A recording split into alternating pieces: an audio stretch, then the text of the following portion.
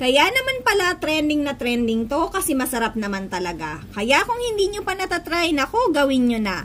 Masarap tong almusal o merienda. Turo ko sa inyo ang version naman na ginawa ko. Tara, simulan na natin! Gumamit lang ako ng isang itlog. Batihin muna natin at imbis na tubig o gatas, kakanggata naman ang gamit ko. So, bali 3/4 cup lang ang nagamit ko dito at sa latang coconut cream ang gamit ko.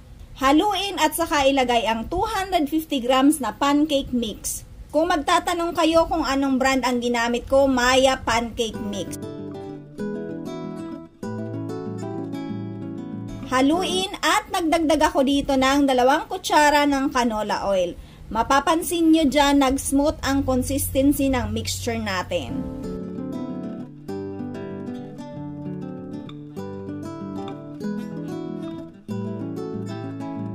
Saktong-sakto pala itong bago kong fry pan from Red Chef. So, tamang-tama non-stick to. Sakto may takip na din at pwede sa induction.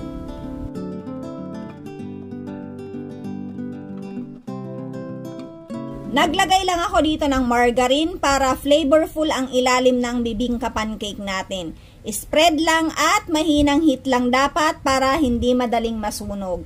Naglagay ako ng mixture at spread lang natin. So, maglagay ng salted eggs at cheese. Takpan lang. Alam nyo ba na hindi ako kumakain ng salted eggs kapag ulam, pero dito nakain ko siya. So, baliktarin lang at lutuin ng ilang minutes. Huwag nang tatakpan at baka makalimutan nyo masunog pa. Kapag napansin nyo na medyo may tutong na, madali lang yan linisin si Red Chef. So, pwede nyo yang punasan ng tissue, tapos salang ulit, ganun lang siya kadali.